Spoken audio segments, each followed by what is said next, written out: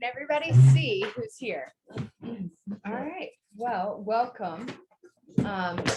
Many of y'all know about the bookshop, and I hope all of you know what it means to us that you're here today for our author event with Taylor Brown, but just that you support us in general, because we would not be here except for the fact that y'all walk in the door and buy books from us.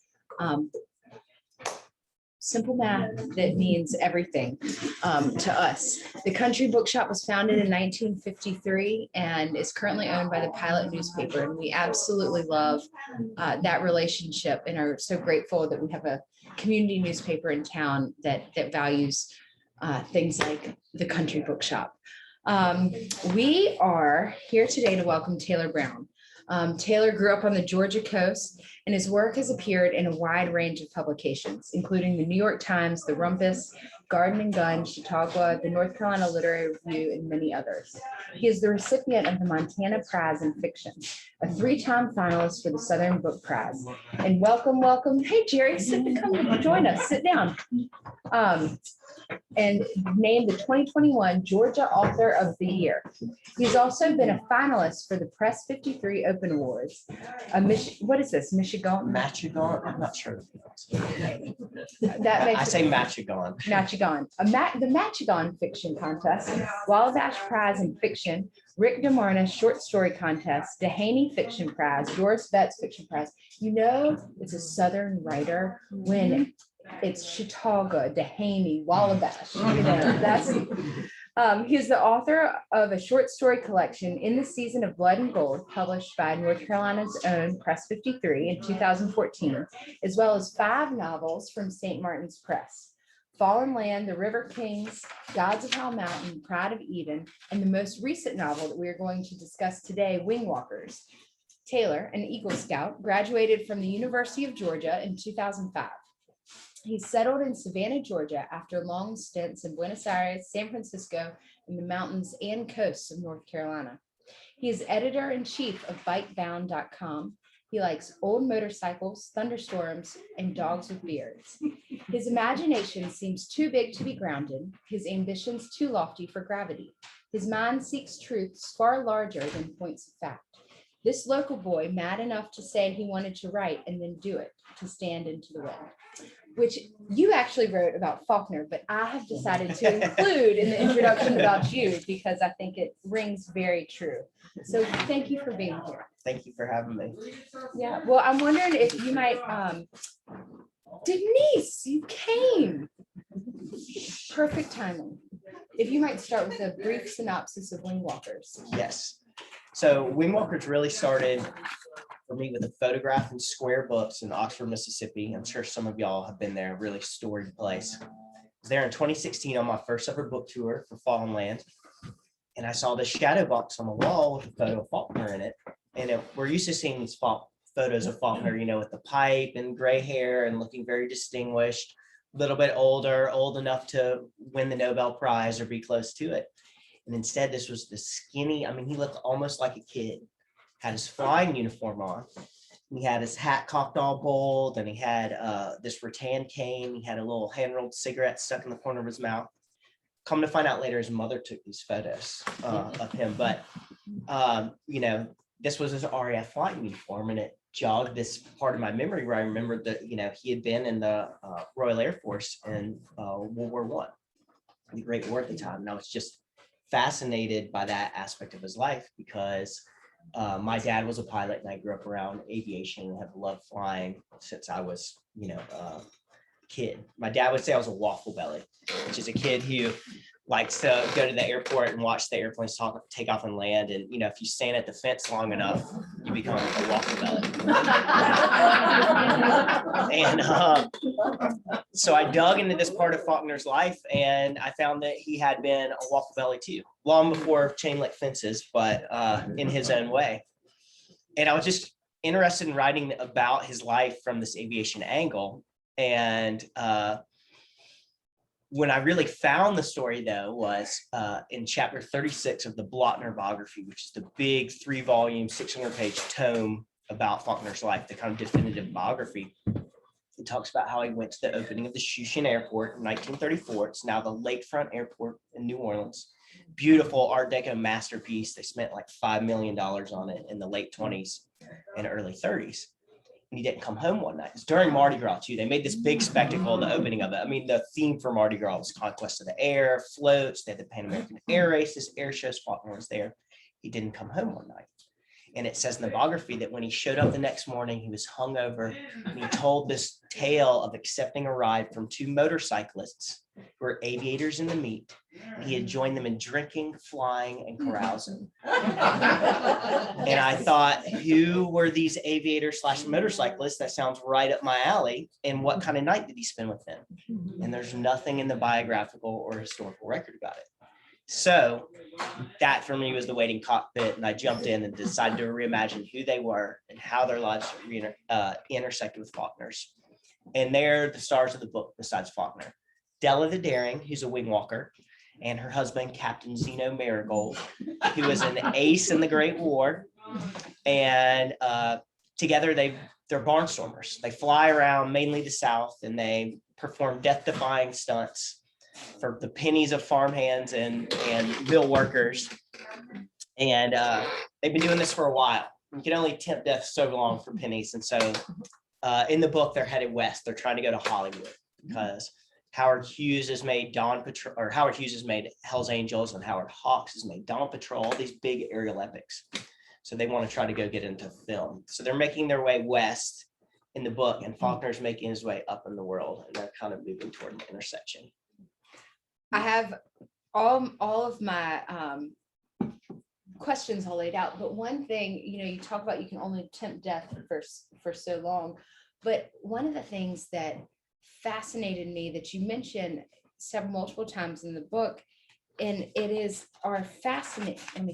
It's our fascination with our desire to see people die, and it starts from Faulkner. I know, but it's intriguing the way he weaves it in. I mean, you start to think in different ways, but maybe talking about because Bella's a wingwalker and why people want to watch her wingwalk. Maybe you could talk about that a little bit. This was something that I've been thinking about for a long time because I grew up around flying and motorcycles, both of which are inherently dangerous, but motorcycles especially. My dad and I were always fascinated with a place called the Isle of Man. Well, a race called the Isle of Man TT on the Isle of Man, which is one of the last what they call real road races, where people race not on a racetrack, but on real village roads. It would literally be like going 200 miles an hour down this road. So any mistake and you go off the track, and there are stone walls, trees, telephone poles, everything. And I remember somebody saying about it, if it wasn't dangerous, I don't think any of them would be interested in doing it. And probably we wouldn't be very interested in watching it. And so there's this attraction to it that Della certainly senses, that do people come to see her perform, or do they come to see her potentially fall? It was something they talked about a lot in NASCAR racing. I came across in Gods of Foul Mountain, the early NASCAR racing. Do people watch it? How much do they watch it for the racing, and how much do they watch it for the possible crashes, But yeah, so it's something I wanted to explore and I was interested in. I think, I don't have the answer to it. I think part of it is that our lives are so different than they were 10,000 years ago, but our brains aren't that different. And so maybe we, for most of our existence, it's only been a drop in the bucket that we've really had this civilized existence. We must have been surrounded by physical violence all the time. So this is a way that we take a step back and sublimate it somehow, And during the Great Depression, wing walking and stuff, this was cheap entertainment. Well, you talk about, just referencing, us 10,000 years ago. And what I love about your writing is how present history is. And as people are traveling through the South, all of a sudden they are seeing, they're looking at a field, and your characters are seeing so deep into the past. And it just, as you are in this conversation, all of a sudden the understanding expands in different ways, and the lay of the land expands. And you do it in multiple ways. And then specifically a couple of times, our relationship with trees. And can you talk to that a little bit? Absolutely. I think that this really started for me with the River of Kings, because that's when I became so aware. The River of Kings is set in the Altamaha River. Some of you probably know about it. And it was fascinating for me because I grew up, we would go find these trees on the Altamaha that were old growth cypress. They could be 1,000 years old. And they look like none of the other trees around because they've survived. And you realize that all the old growth is gone because it was all cut down. 99% of the trees in Georgia are not old growth anymore because we cut them all down. So that is the era of, Della's father owned a sawmill. So was in some ways implicit in that. Although I think that a lot of people involved in the timber industry, as in a lot of industries, they never thought that they would we would somehow run out of trees. I mean, this was the new world. This was untold, immeasurable, almost infinite resources. And yet by 1920, we had used up almost all the old growth pine in Georgia, had been cut down, floated down the river, gone to the sawmills, and gone off to be built into bridges and ships and the masts of ships all over the world. And so that was fascinating to me. And they're seeing a lot of this. Wingwalkers was unique in that I got to have, and the characters have a real bird's eye view on all this in a way that you don't have quite on the ground. Literally, yeah. Yes. So, well, it's interesting. So those of us here from Southern Pines, and I was wondering if because I know you're very familiar with our area, but part of our origin story here is Weymouth, the bleeding of turpentine, and then what's known as the first land purchase for the purpose of conservation was right up here. And the story goes, and Denise can help me, but that the daughter of a very wealthy Boston family got off the train here to stretch her legs, walked up the hill and saw just the barren land and was astounded by it. She said, daddy, we buy me some land, bought the land and conserved it. And so we have old growth pines, and you can get a sense of what the family pine forest was that you're decimating. Right. I think that I wanted to make sure you knew that, and all of us here. No, I didn't realize that about Southern Pines. That's amazing. It's amazing. It's crazy how new of an idea conservation is in that way. Because I'm guessing that wasn't, much longer than 100 years ago, probably, right? When was that? This probably was the Weymouth family. Okay. James Boyd. Yeah. Okay, because I noticed those trees out there. Yeah. It Okay. was 100 years ago. Right. Because we're getting ready to celebrate our 100th birthday Right. of the Yeah. house. That's what I was gonna say. Probably about 100 years ago is when it seems like a lot of conservation started happening. The foresight to do that. Mhm. We wouldn't Would be have that. gone. Those trees would be gone. There'd be no Southern Pines. There would be no Southern Pines. I mean, where would we all be? But, well, speaking of places, okay, so you mentioned Square Books in Oxford, Mississippi. And I think Southern Pines is the best town in the world, but there are 3 other towns I love, and one of them is Oxford, Mississippi. How many of y'all have been to Oxford, I Mississippi? want to.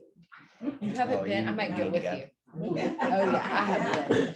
And one of my trips, I had the pleasure of being taken around Roanoke with Richard Hayward, Okay. a little personal tour. Yeah. So he owns Square Books and is a legend in my world. And I'm curious, and we'll dive back in the book, but about your experience falling into Faulkner and walking around Roanoke. And I will say one thing that Richard pointed out is, so written on and it feels a little bit like Weymouth, having that history, but on the wall by where the phone was, it's all these strings of 4 numbers, because that's all one needed. And Richard's like, well, that's my aunt whatever's number. And it just brings home. It's a small town, and what you capture in the book so well with watching Faulkner grow up is all these giants are just people. And you do such a good job of capturing that. So I'm wondering if you could just indulge us a little bit in what your experience was. There's 2 things I'll talk about with that are interesting. First, I will say I did have a magical experience my first time at Oxford when I saw that photo. And it wasn't just because it was strange, right? I was on my first ever book tour. I got sick the night before from food poisoning or something. So I was in a hotel room. It was toward the end of my book tour. And I was in a hotel room in the Delta somewhere, sick on my own, starting to get kind of threadbare from doing the tour. I didn't know what I knew now about how to do it. I was writing at the same time. It's really my first time in front of people that much. So I was already feeling like my shields were down, is what I like to say. Like if I was the Starship Enterprise, you know, the shields were kind of down. So then I get to Oxford, and the very sweet people at Square Books coax me through my event with a hot toddy. And I go straight to urgent care. And the next day I felt better, but I had this weird post-fever glow. I just wandered around Oxford and the store, and I went out to Roanoke, and I went to all these places, and somehow everything seemed to have this extra glow to it after that experience. I can't exactly say why, but I felt like my body had been through something. I don't know. I just felt more open than normal or something to what I was seeing. And it just, I don't know. It felt like I really found something while I was there. The other thing that is fascinating to me about Oxford and about Faulkner that I really came to learn through this book is that I think a lot of people lump Faulkner in with the other male American modernists like Hemingway and Fitzgerald, and we kind of think of him as having this machismo, kind of like Hemingway, you know, whiskey, tobacco, horses, etc. That's not the Faulkner that comes across when you read the work, certainly. And we have lost sight of the fact that he was such an outsider compared to them. So Fitzgerald and Hemingway are there in Paris with Gertrude Stein and all these greats, and they know they're part of the literary avant-garde in 1920s Paris. They're getting all this acclaim while they're there. Here's Faulkner in Oxford. His dad says he writes smut. His uncle says he won't amount to anything. The town calls him Count No Count. I mean, they really don't. For years, he's fighting to get some kind of credit, even when he's starting to get published and people are reading him in France, and, you know, people in New York are Faulkner this and Faulkner that. Oxford, you know, isn't taking him real seriously for a long time. And so he was such an outsider. He's fighting against kind of the current around him in a way that I felt really appealing to me, endearing. You know, it's just a side of his character that doesn't get told as much, you know. That and the fact that he was kind of just he was kind of a rascal. He was. I mean, he was like in this enduring rascal that, you know, there's all these stories, you know, when his early poetry wasn't getting accepted, you know, he started copying out like William Coleridge poems, like famous poems, and sending them off to the big literary magazines and getting them rejected, you know. So like he sends Kubla Khan, you know, off to the New Republic, and they come back and they say, "We're sorry, Mr. Coleridge, but we feel this poem just doesn't go." You know, I mean, you just see his character and all this. Like he was just kind of, you know, there's something of mischief in him, in a tall tale teller, you know, a lot of which found its way into his work. And into your book. I mean, it is such a treasure. You know, you mentioned that the part you wanted to read, that may be a good one. Good. You want me to do it? Okay, so in 1918, Faulkner, his childhood sweetheart, Estelle Odom, gets engaged to someone else, to this older, wealthy lawyer who works in Honolulu. And Faulkner leaves Oxford brokenhearted, and he goes up north to live with his friend Phil Stone, who's at Yale. And Faulkner's been reading the newspapers, and the Great War is on. And the newspapers are full of all these headlines about this is the first war with aerial combat in it. And the papers are full of all of these aces. I mean, the idea of an ace, a fighter ace, is even a new concept.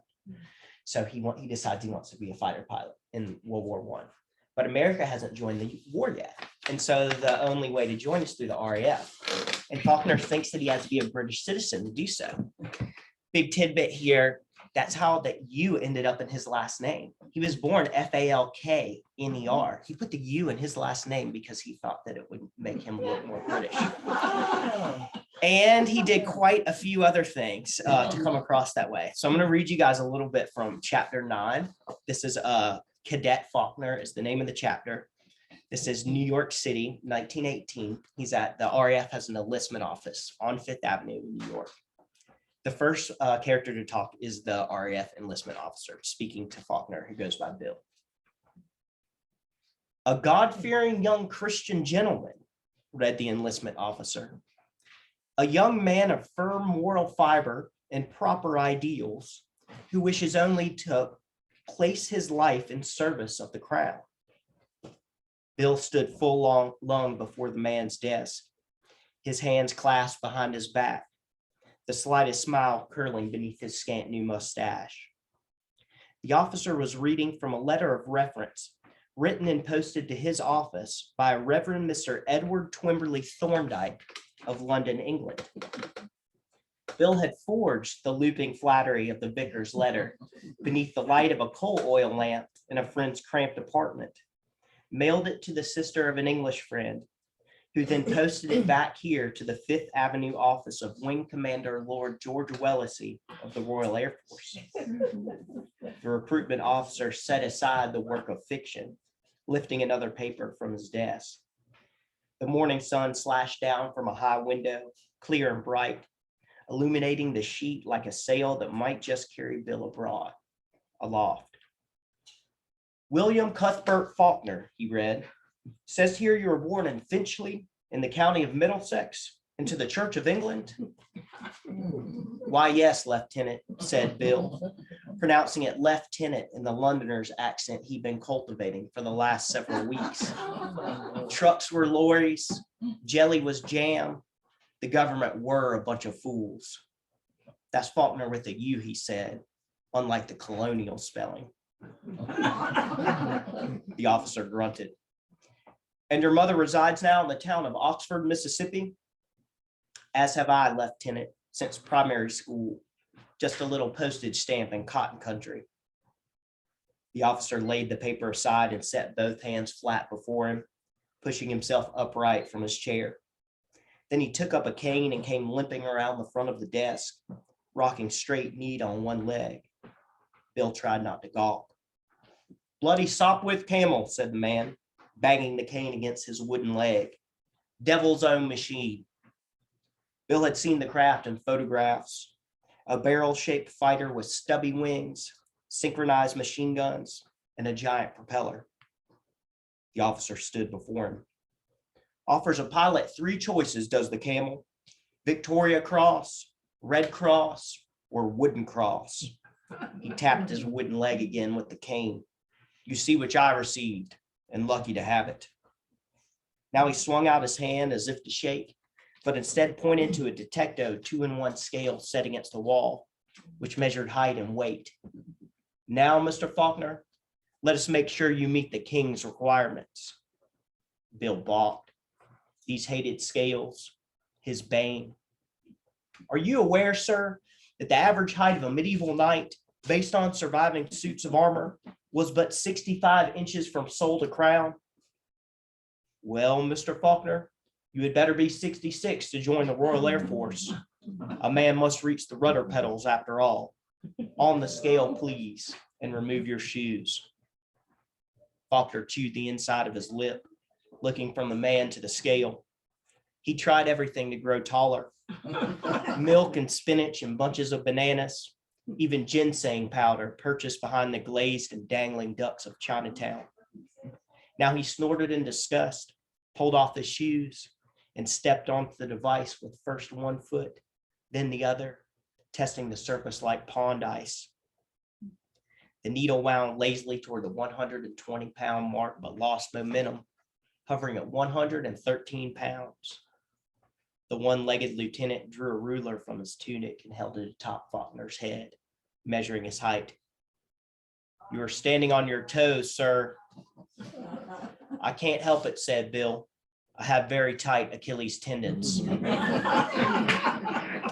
Stand flat-footed, Mr. Faulkner. And now. Bill's heels clapped down hard, jumping the needle, and the officer waited for the device to quit shaking before he took his measurement. 65.5 inches, he said, half an inch short. I'm sorry, Mr. Faulkner, but I'm afraid you don't meet the minimum requirements of the Royal Air Force. Faulkner leapt off the scale. You must be mistaken, sir. All cadets must be at least 5.5 feet tall, or 66 inches. So round up, said Bill. The RAF does not round. So fudge it. Surely you fudge. I'm sorry, Mr. Faulkner, but we cannot use you. Bill felt his blood rise from the floor, his body gaining at least half an inch in pure outrage. Can't use me. Well, we'll just have to find someone who can, won't we? We'll just have to see who else is in dire need of pilots at the moment. The officer clasped his hands behind his back. Mr. Faulkner. Faulkner stomped to the door in his soft feet and spun crisply on one heel, cocking one eye. Tell me, Lieutenant, which way to the German embassy? The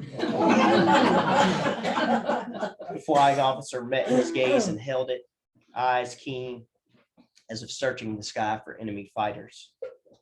After a long moment, Bill turned and grasped the door handle like a control stick, casting his chin over his shoulder to bid the man adieu, along with his dreams of becoming a pilot. As he opened his mouth, the officer spoke. Seems you satisfy the requirements of the Royal Air Force after all, Mr. Faulkner. You've the steel we need in pilots, I see. The man bent to his desk and scratched crisp black letters on an RAF document, then held out the paper. Your signature, please. Bill, buoyed by his own bluff, his belly tight as a drum, strode the 5 steps to the desk, took up the pen, and scrawled his name on the proper line. William Cuthbert Faulkner was to report for flight training in Toronto in 1 month's time, a cadet for pilot. Papers in hand, he turned to leave. The officer rapped the floor with his cane. Forgetting something, Mr. Faulkner? He pointed at the pair of $12 shoes lying forgotten by the scale. Bill looked down at his argyle feet, on which he would have gone slapping down the sidewalk of Fifth Avenue like a madman or tramp. He set to stamping on his shoes, using the backs of 2 fingers as a shoehorn. The officer watched him. And another thing, Mr. Faulkner, you can come off the bloody accent. A man need not be a British citizen, nor even a territorial, to serve in His Majesty's Royal Air Force. The next officer may not be so amused.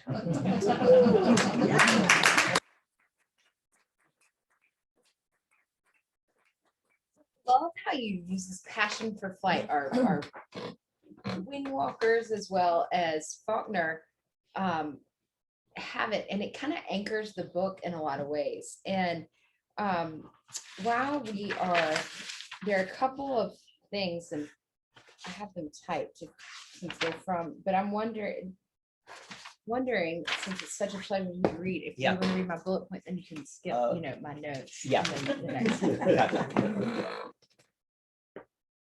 So this is when Della is up on the wing and what she can kind of feel when she's up there. But the earth was jealous. It was always tugging at your chin and breasts and boots, bending you toward it. It wanted to see everything close up, wanted you to see everything close up, so close you could hardly decipher it. The eye of a broken-legged horse, the tongue of a road-killed dog, the bright spray of blood against a wall. It wanted to draw you into itself, its black belly to eat your bones and sigh your ghost. This force, she knew it did not rain from the heavens. Gravity came from the weight of the earth itself, the deepest core. Falling, you were not ousted from the sky. You were drawn to the earth. You were killed with desire. There are gems like that all throughout the book, but can you talk about, Is there another one?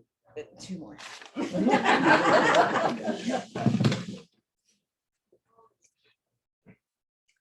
How strange for the world to orbit the fiery ball of the sun, like a moth about a flame, so close to being consumed.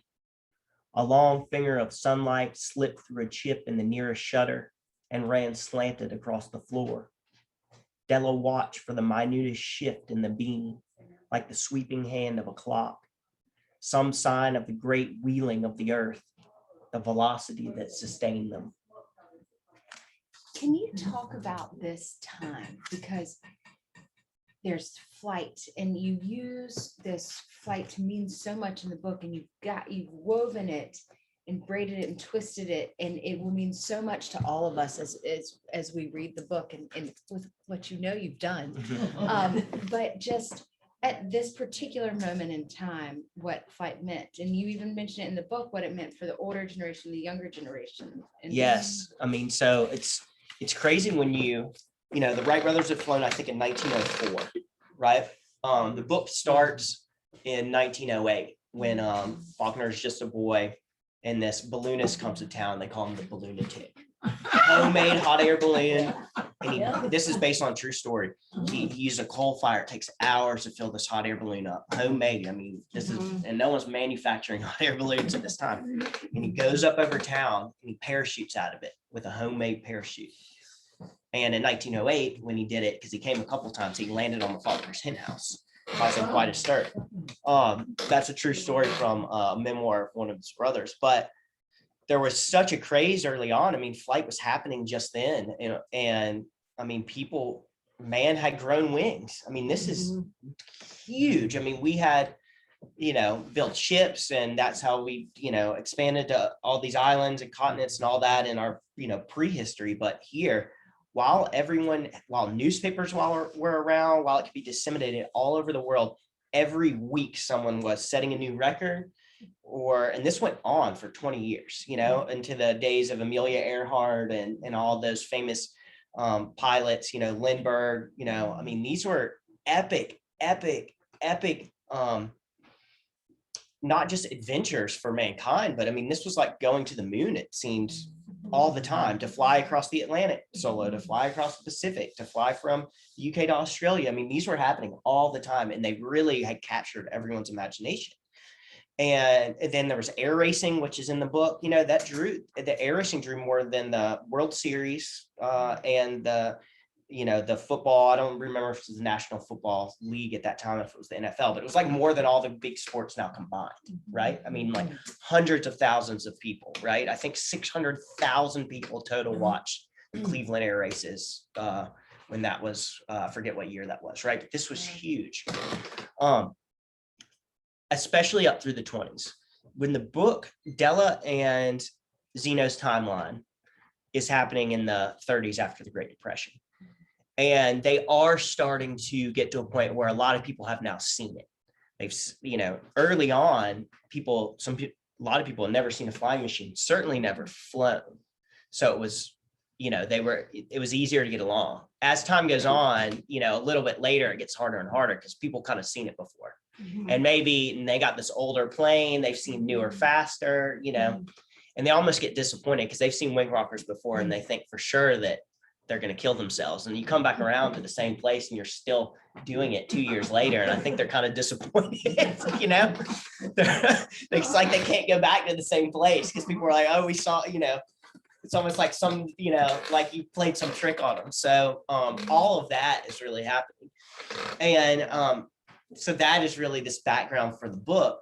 But also I think that, I was finding a lot of parallels between both for Faulkner and myself, the idea of wing walking and writing, and this idea of putting yourself out there on the wing. I mean, you're up there making yourself vulnerable for everyone to criticize, to see what they think about your book. I mean, certainly there's a reason that this wouldn't be my first book, because I didn't know what I know now just from my own experience, of this kind of thing. And that idea of, taking your heart out and putting it up there on a wing for everyone to see, right? There's some parallel between that and wing walking that came to me during the writing of the book. It's not like I had this idea, beforehand. I'm going to write this theme into the book, but that kind of came about as I was working on it, I think. this is why these conversations are so brilliant, because as I just heard you say that, there's a complete shift in my thinking, because I love that in Della, who is like the best woman in the world, who is the wingwalker. She knows the light that it brings, that vulnerability brings, and it understands what she's doing for these people. And now when you give it that kind of context, it's a wonderful framing. How did you come up, like tell how many of y'all have read the book? two of us. So we know how cool Della is. Oh, yeah. She kind of has Katrina's hair, but bright red in my mind. In your mind. In my mind. But can you tell everybody else about Della and how you wrote such an incredible woman who I want to like have so many more adventures? It's funny because everyone thinks that Della is based on my partner, AJ, Addie Joe. Oh, But I wrote, and there are all these parallels. I mean, AJ is just, she's a rock star, both literally and, metaphorically, as Della is. Yeah, I can see her. Yeah. And she has like a similar athletic, nature that Della has. But I started writing, Della, 2 years or 3 years before I met AJ. So Della's a tough one. I say that sometimes you write a book and you're a quarter of the way through it or a third of the way through it before you really seem to know who the characters are. Della and Zeno they just came to me from chapter 1. And I don't know exactly how that happened. I love how odd they are together and how she is with him. I won't give anything away. Beautiful. I think so too. Yeah, and I mean he's older and he's in some way, and it's not a perfect relationship, that's for sure. I mean they work together really well, but Zeno has been kind of has got a lot of trauma from the war. I think he's kind of got survivor's guilt, right? All the people in his squadron that have been shot down. He drinks too much. It's kind of been he's very much a hard living, hard flying, hard drinking type of character. And an also kind of lovable. Yeah. I know. He's hot. And he's full of schemes too. He's full of, not in a bad way, in an endearing way, but it's hard to get the drop on Zeno. He's seen it all, and he can kind of talk to anyone too, because he's got this classical background. He was a Rhodes Scholar at Oxford. He didn't graduate, the war started, but then he, on the other hand, he can talk to anybody. It's not how he grew up. He didn't grow up that way. He's just smart, and so, but he's stubborn as hell, and so they're just their relationship. I don't know where it came But it's from. funny you say it's not I think they are not perfect people, but Yeah. I almost think their relationship, like I'm looking at Katrina because It's beautiful. And there's one moment in a plane Yeah. where she's like, oh, you are a beautiful soul.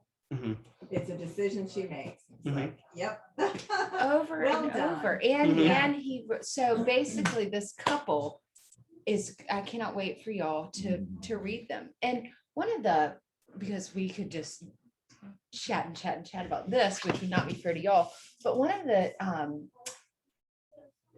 traditions, and one of the things you do very well is writing people on a journey.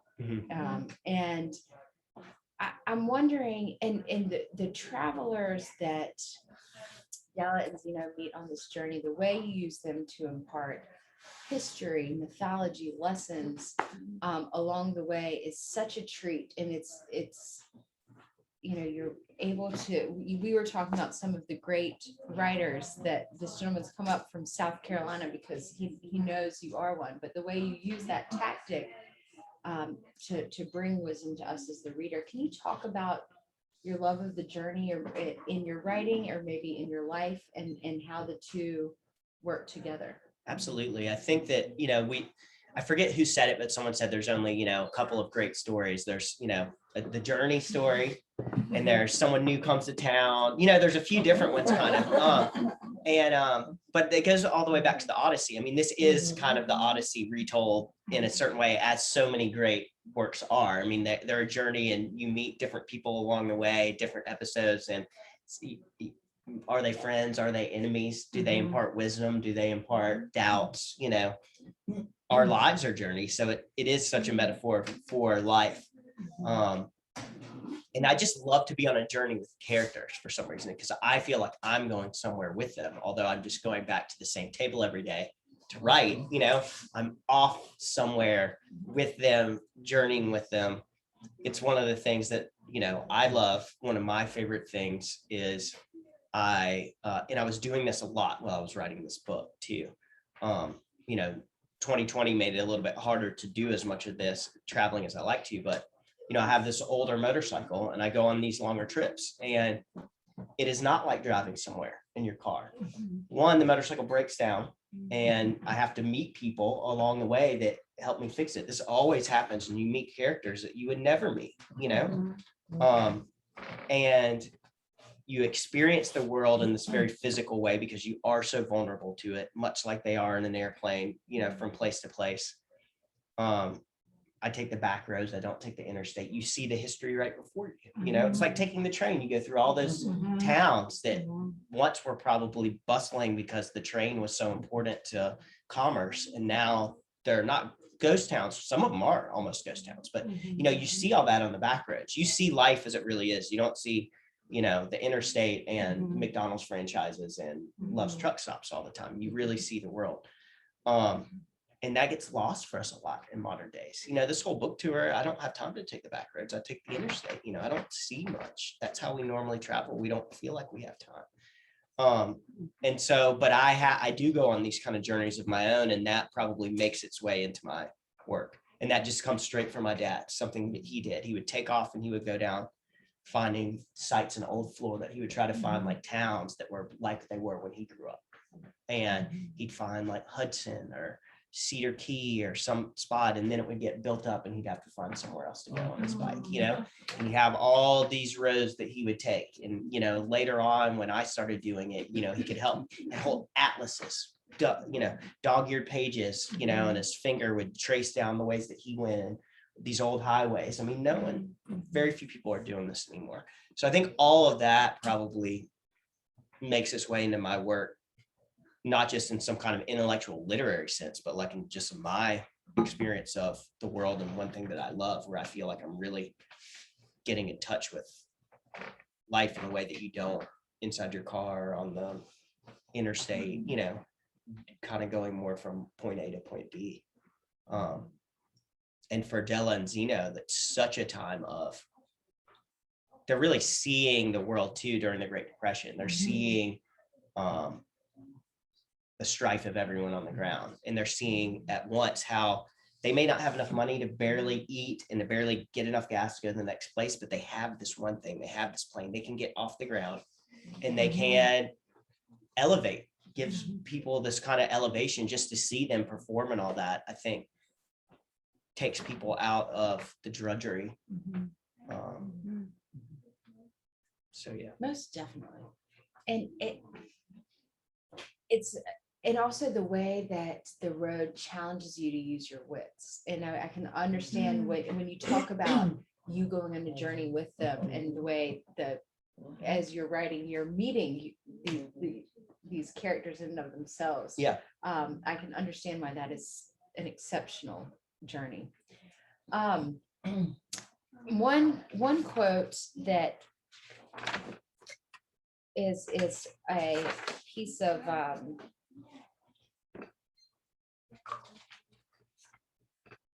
wisdom that they encounter on the road is about California.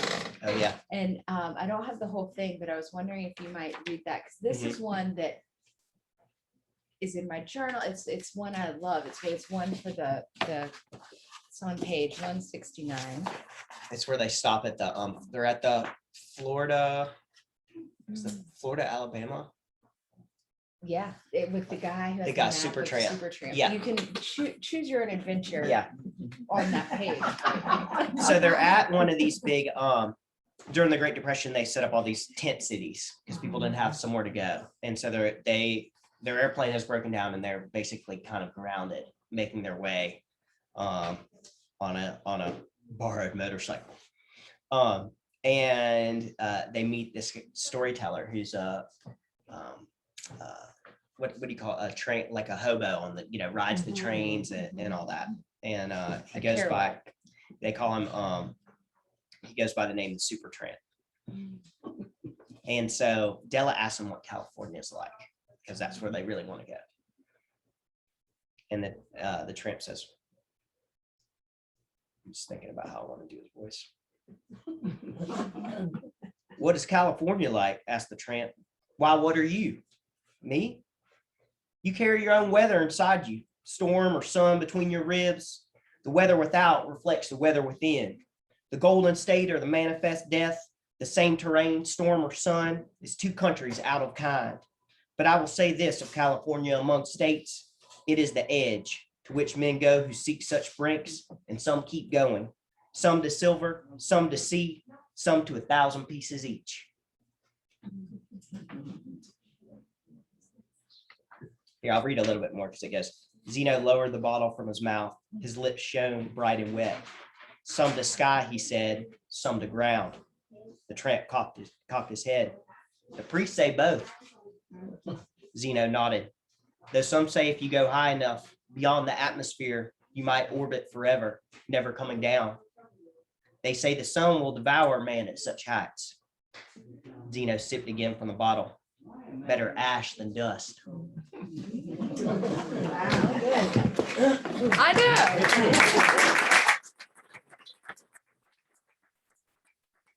We're right at question time. But before we do that, I do want to bring up the fact. So I've spent a lot of time in New Orleans. I have one favorite bar, Lafitte's, and it's in there. And I literally howled when I saw it. I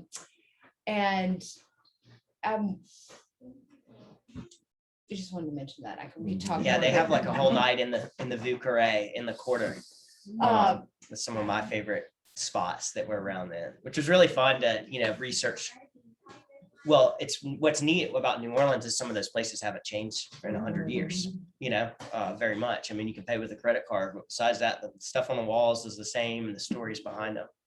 And then some of the stories I didn't realize, and my friends in New Orleans who lived there, and my aunt who's lived there, since the early 80s didn't realize. So that was a lot of fun. You'll uncover some neat stuff if you like New Orleans in there. And I wrote a lot of the book in New Orleans.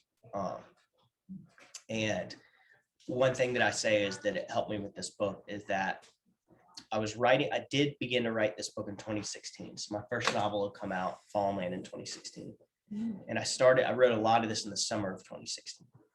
And Fallen Land was, my first novel from a big New York press. It was my dream. I'd been working for that dream. That's the dream I wanted my whole life, basically. From the time I was, in elementary school, I wanted to be an author. And from the time that I was an adult and realized how hard it was going to be, I'd been grinding away at it for a long time. And I had achieved my dream. And to be honest, I felt very alone afterwards.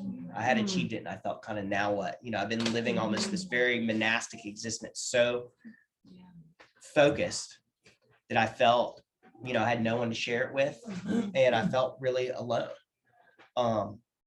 And I know that Faulkner felt that way at different times. He had a lot of romantic, things that didn't work out as I had around that time. So it felt like I was walking around the corner, and I knew that Faulkner had walked these same streets and must have felt as bad as I felt at that time. You know what I'm saying? And that, he got through it and that I would get through it too. And that was, I think, something that now helped me write the book and get, in his mind a little bit.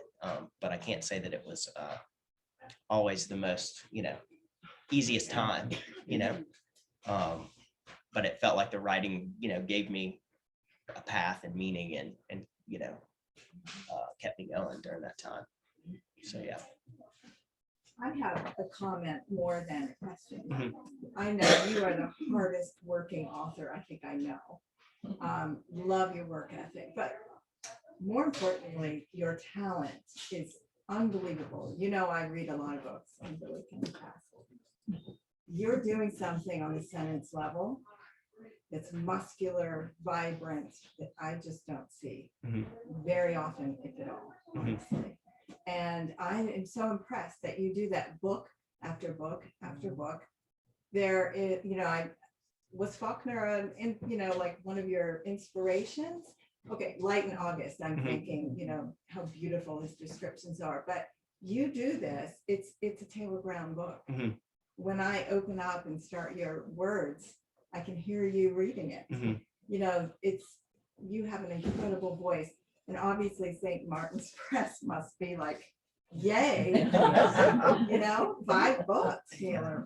Just so impressive. Thank you. Thank you. I will say that people have asked me, what drew you to Faulkner? Because I was a Faulkner fan from all the way back in college, and I had this professor from Holly Springs, Mississippi, that taught Faulkner, Dr. McAlexander, that I dedicated the book to, along with my dad, that really, brought that work to life. But honestly, the first thing that did appeal to me about Faulkner was his language, because it felt like reading was thunder and lightning. It was like a biblical, it was like a cavalcade of, not, he has a great deal of range. So he sometimes does that, sometimes doesn't, but he certainly, reading it, you felt like you were just with this incredible rhythm that almost seemed superhuman sometimes. And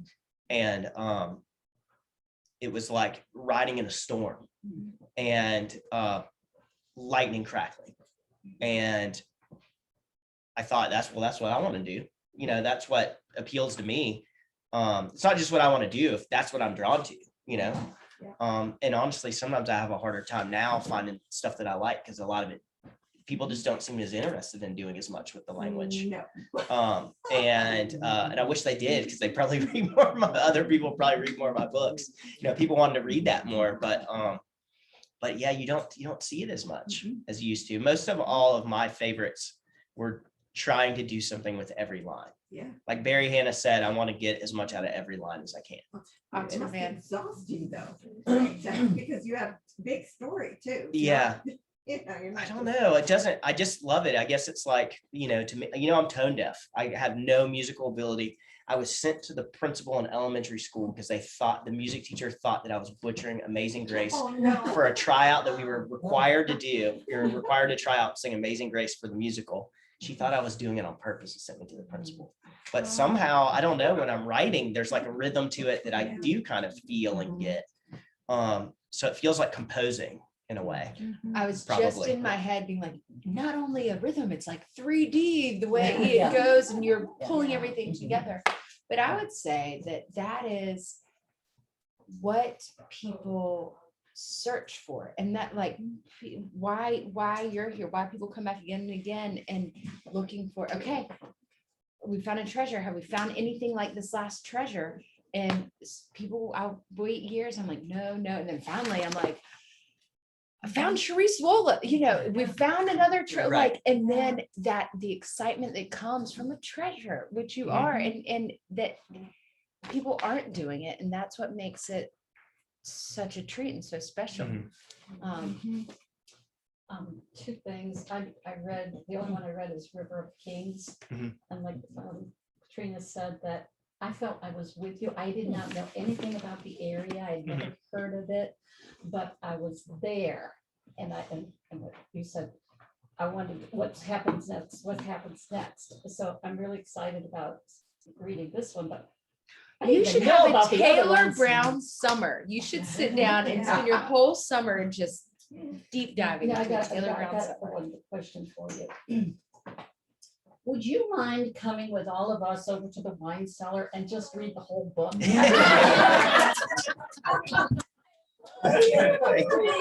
There's something about the author's sound.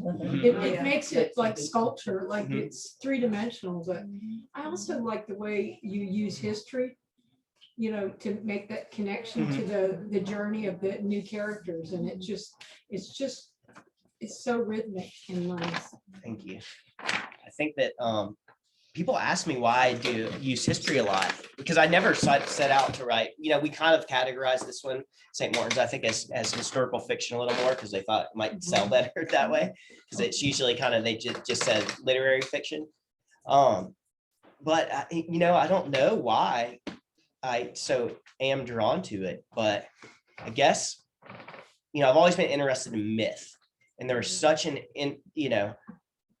these historical stories allow us to take a slice in time, populate it with characters, watch what they do, ride along with them, write and ride along with them, and see what happens. And I feel like the history tells us so much about how we got to be who we are now, how we got to be here, how this world around us and the culture that we live in was shaped. And that's a lot of what myth does, a similar function. And I think that maybe that's why it appeals to me a lot, because the thing that interests me is that I still feel like it's always speaking to now. It's just through the difference is how it's speaking to now, which interests me more than the time, that time itself. It's how that time, versus now, which is what River Kings does. Like clearly, I guess, with the contemporary storyline. I have to thank Demita, who turned us all on your books. She was your biggest fan when, I had never heard of you, and she was like, oh no, you got to read this, and she is your biggest fan, and she awesome. helped us become your big fans I as think well. she got, yes, because I think it's because of her that you read at Weymouth. And now I always hear your voice in every, because you're such a good reader in every book you write. Well, Demita's not here. Her husband's here representing. Is she on the trail? Oh, I She's didn't on the recognize trail. you with Yeah, the go beard. here. Yeah. Well, to Denise's question about history and love of you reading out loud, would you like to read another Sure. little bit? Maybe he blinked. This is so fun. Usually people don't want I me to don't read as ever want much. But, anyone to read. As y'all know, who come to my events. it's funny. I remember where I was sitting when I wrote this. Where were you sitting? At the Barnes and Noble in Wilmington, North Carolina.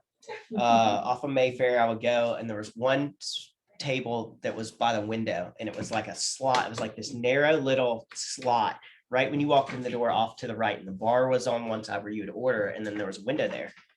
And I remember they moved that table, like they moved it so it wasn't there anymore, and I was like almost had a heart attack. I was like, That's what I've written 2 books at that table. Like they were like, Is this before you got your own spot? so yeah, this is Yeah, before that. Okay. Yeah. This is before that. I lived in a different part. Well, that's one reason I moved. Yeah. I said, I'm gonna move. I'm not even gonna live in this part of town anymore. They said, well, there's this argument between these 2 ladies in the morning over the table, and so we just thought it was better just to leave the table out. I said, what are their And where was that? Wilmington, North Carolina, at the Barnes Noble there. I've gone back and taken a picture. I'm like, man, it's a depressing little, it kind of is a depressing little spot. But, that was my little home at, in the evenings. So this is when Faulkner is at Cadet Wing, which is in Canada. It's on Lake Toronto. He's looking out at the lake.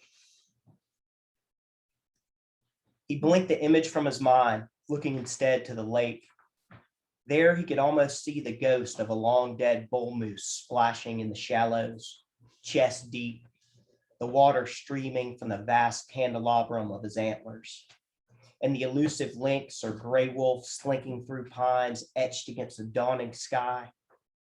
He could imagine fleets of canoes slicing through the early mist, manned by feathered warriors of the Iroquois nation, ready to redden their hatchets with the blood of the Huron, and the lake edged with sleeping wigwams, pole framed and sheeted in bark, each whispering a spire of smoke to the sun. A century later, the flat-bottomed bateau of the French would appear, their gunwales lined with silver-coated men, each in tricorn with musket ready, their bayonets glittering like teeth in the dawn. A huge Huron scout crouched in the bow, red-faced and furred, leading Montcalm's regiments to avenge the death of his ancestors. Then in 1812, the 20-gun sloop of war, HMS Wolfe, flagship of the British line. He could see her wallowing amid a churning storm of powder smoke, dismasted, her sails shredded by the carronades of an American corvette, her deck sloshed with blood.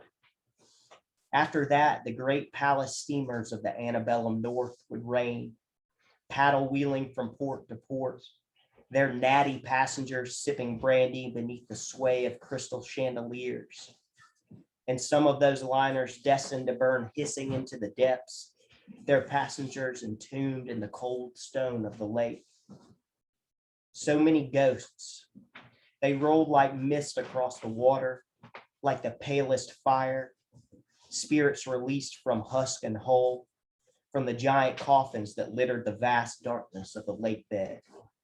The past was alive before him, risen, and he wondered if that was how God saw the world. the ever presence of the earth burning before his eyes, a vast conflagration of specters and souls. He wondered if he too were but a ghost beneath the sight of heaven. You had a question. Thank you. Mine's more of a personal nature. I'm just curious about when you are out on a bike and you are in an open country where there aren't many people and you're alone. These things that are like tapes playing in your head and you're thinking about what you're working on. Do you store those away in your head? Do you stop at some point and decide you're going to draw a sketch or make a little note? Do these things ever run away with you? Do you ever feel like Annie Dillard, who said they'll eat you alive if you, how simple, you know? Do they ever take you on a journey that you Don't want to go on. don't want to go on, or at least expect it? Luckily I've not, they don't usually take me on journeys that I don't want to go on. But certainly I do stop and write things down. I carry one of the little moleskin things that y'all, I saw that y'all, yeah, right there. We have a display. I carry this, I get one every year, a different one. I think it's this one right here. I actually need to buy my, So you know, there's a certain one I like though, that I can make sure it's the insides I like, but I get one for every year, and then in the backs, and I get a different color, so I know what year it is, and then I write down the notes for stuff in there. And you got to write this stuff down because you absolutely do not remember it. You think you remember it, and then you look back that you wrote down stuff and you realize that would have been absolutely gone to oblivion, and you would never ever have remembered it unless you'd written it down. So yeah, I think for me too, it stays fairly contained for me in the sense that I write a certain time of day at a certain spot and all that. And so when I'm out on the bike and all that kind of stuff, I let it come in, but I'm also very aware of my surroundings because I know that, you know, I'm also in a potentially, you know, deer could jump out, people, stop signs, where can I run off if a car pulls off and all that. So in some ways I like do it. Every day I either ride my motorcycle or my bicycle to the cafe and back. And part of the reason I do that is because I have to be aware of my surroundings in a way, and I can't think about the stress of the day before or the stress about what I'm going to write, or I'm not feeling good about it. I'm running a gauntlet that I have to be hyper aware of. And so it causes a clean break that allows me to get into that, to get into the mindset because I've left the previous part of the day behind when I get there, and then to let it go a little bit on my way home so that I don't, because otherwise I can hang on to it and then I can't let it go all night. You know, I just keep on going back to it, keep on going back to work on it. And I used to do that when I lived by myself and kind of was living that more, you know, single-minded focused life, but that's the way that I would have burned out. So now it's like when I get home, sometimes I still keep on working, but I'm better at being able to let it go and be like, now it's time to cook dinner. Now it's time to watch Netflix. Now it's time to hang out with Addie Joe and the dogs. And maybe I'll round back to it, but I'm not just like hooked into it all night, you know? You have a beautiful old vintage Ducati on your website. Do you have that bike and do you ride it now? I don't have an old Ducati. I have, but I have more motorcycles than I like to, you know, the garage has. How many? don't tell us. Yeah. Okay. How many that run and how many there There you are, go. 2 different numbers, you know? There's probably 8 in the garage, and I think 5 to 6 of them run. But they're all, you know, they're not expensive bikes. They're not Ducatis, you know, they're There's a 1970s. beautiful Ducati right on your website. I wondered if it was yours. No, I'm trying to think what Ducati that is. That's probably on Bikebound. Yes. That's what it is. So I'm the editor in chief of Bikebound. So the bikes on there are not mine. They're from other folks that were featuring that bike. So that's my day job, is that I started this online publication called Bikebound, and we feature custom motorcycles from all over the world. And so they come to us with a bike and they've taken pictures, and I have them fill out like some questions about it. And then I kind of shape the story that they're trying to tell behind the bike and then present that. So that's what you're seeing on there. It's probably a bike that I, you know, would like to have, but I might need to sell a few more books to get a vintage Ducati, you know, and to keep it running. We are at 5 o'clock, but we'll keep asking. I just have, Please do. I think you said you started Wingwalkers in 2016. Mhm. Why did you stop and what brought you back? I never really stopped, to be honest. It just I finished the first draft in summer of 2017.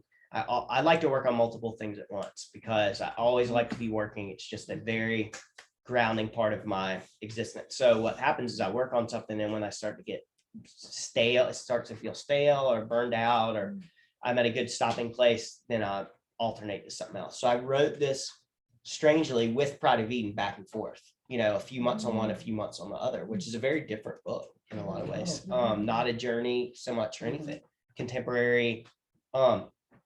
But I finished the first draft in summer 2017, which would be about right, about a year probably for the first draft. And then it was just rounds of revising, probably, I don't know how many times. And then we sold it. We gave it to them in 2020. And then, it came out 2022. So it's just such a long timeline, of things, happening, I guess. But that does clear your mind, I think, because I usually read 2 or 3 books at the same time, but they have to be different genres, Right. or I'm lost. Yeah. Same here. Yeah. Yeah. So- I'm trying to read an Alan's first book while I'm also listening to a different one right now. It's just, I don't know if y'all read his stuff, but it's like World War II espionage. And now it's like, wait, which German spy? Wait, what? Yes. I'm being used as a neighbor.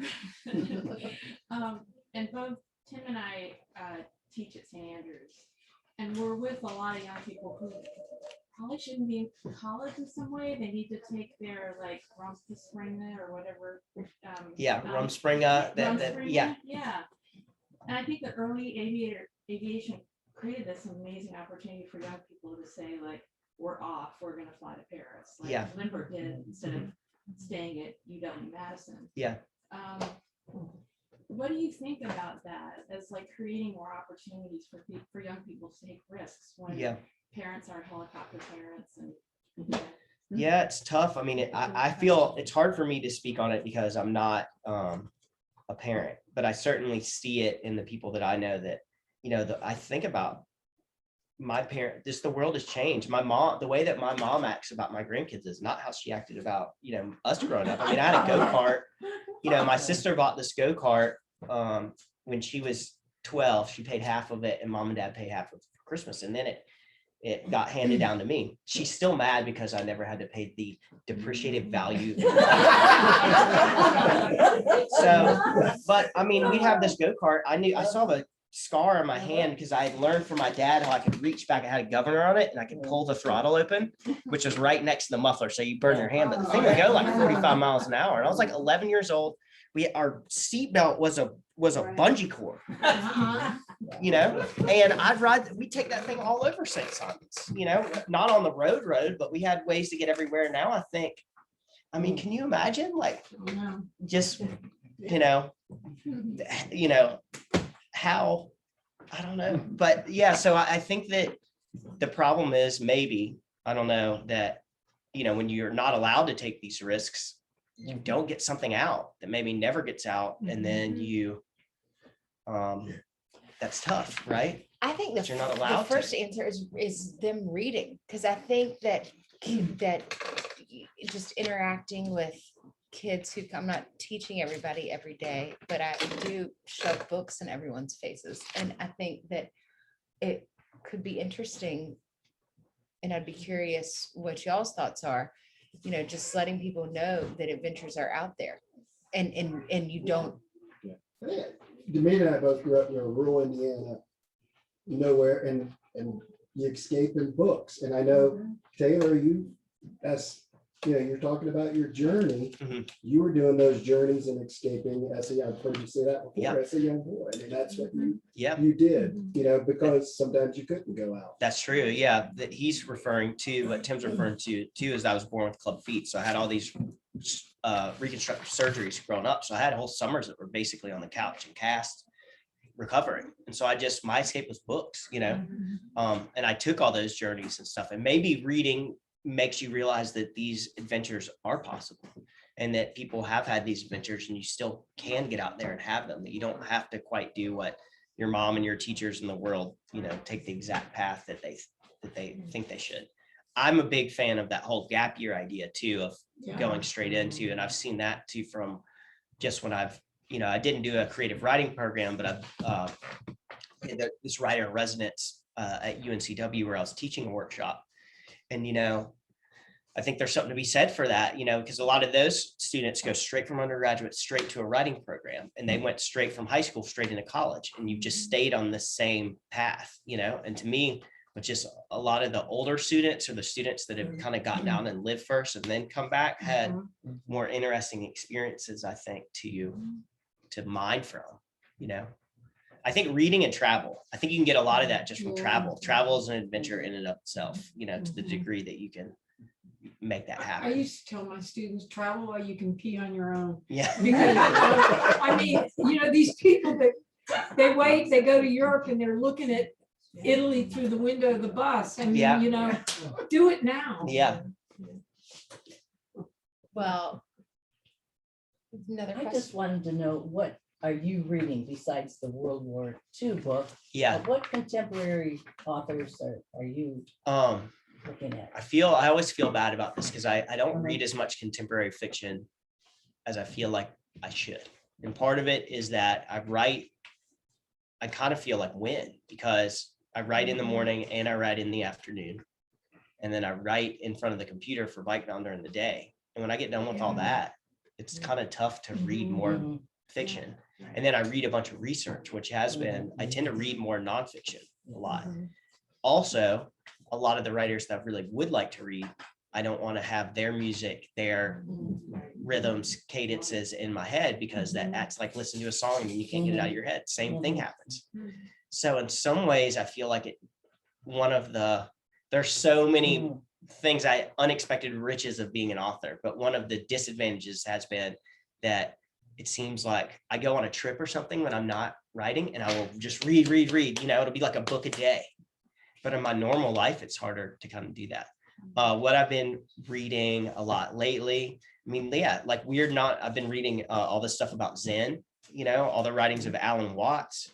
I've been reading these nonfiction books. Like I just read this fascinating nonfiction book called Breath, about the science of breath and how we breathe, just how crazy it can be just to breathe through your nose. Favorite, by the way. It was? Yes, Oh. yes, it was. I've given that to a few folks and it's, oh my God, Yeah. Breath and also Breathe was another book I've read by my friend Peter McGuire. It's a biography of Hickson Gracie, who brought Brazilian Jiu-Jitsu to the United States. Trying to think of what else I've read lately. And I tend to read a ton of naturalist books like Janice Ray, Rick Bass, give me books about like wolves, elephants, I read a ton of stuff like that. But I don't read as much contemporary fiction as I should, or when I do, I read a lot of stuff like Alan First that are kind of like, I love it. He does such an amazing job, but it doesn't influence my work, and all the books are kind of the same, but I find it really comforting in that way or something, Raymond Chandler, like all the noir stuff, I go back to that a lot. And then I pick up a lot of books and I just reread them. And sometimes I pick them up and I just turn to a page like people do with the Bible. Peter Matheson's The Snow Leopard, Isaac Babel's Red Cavalry, Faulkner's Absalom, Hemingway's A Movable Feast, books like that. I'll just pick up when I feel like I need something of like, this is what I want to do, or this is what's possible. And I just pick up and just literally open the page and, just read it for an hour. Like we all will. Mhm. Wingwalkers. Thank you.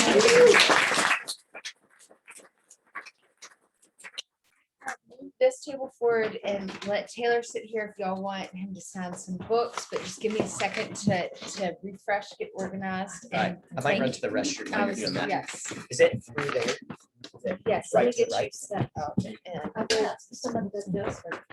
some at the desk. But Is she gonna do the transactions here? Or did you just get him to write it? Yeah. Kimberly, are you gonna get him to write it here and then we take it to the desk to buy it, or how we gonna? Yeah. Well, I was gonna say, if he's gonna. We can write it here and then go up to the desk and maybe. We can have two separate lines.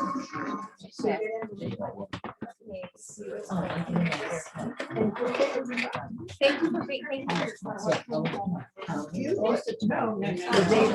No, I did, yeah. I mean.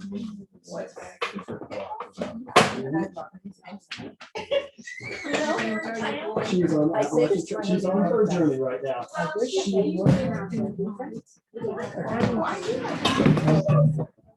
Oh, yeah.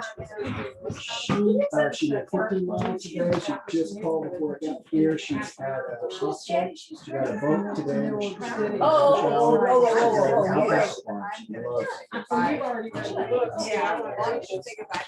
See, I haven't read Gods of Hamlet. I've read. I love them all.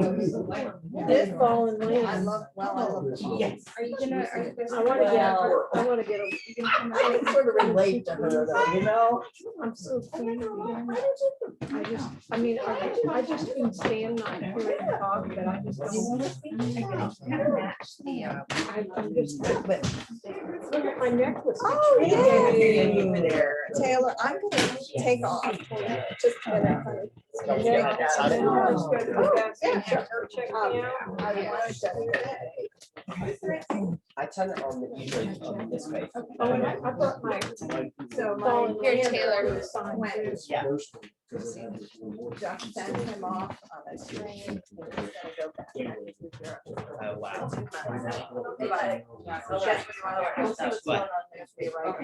Yeah, I say that honestly going to my first trip to Europe was really an accident because I'd separated my shoulder mountain biking and I couldn't work where I was gonna work.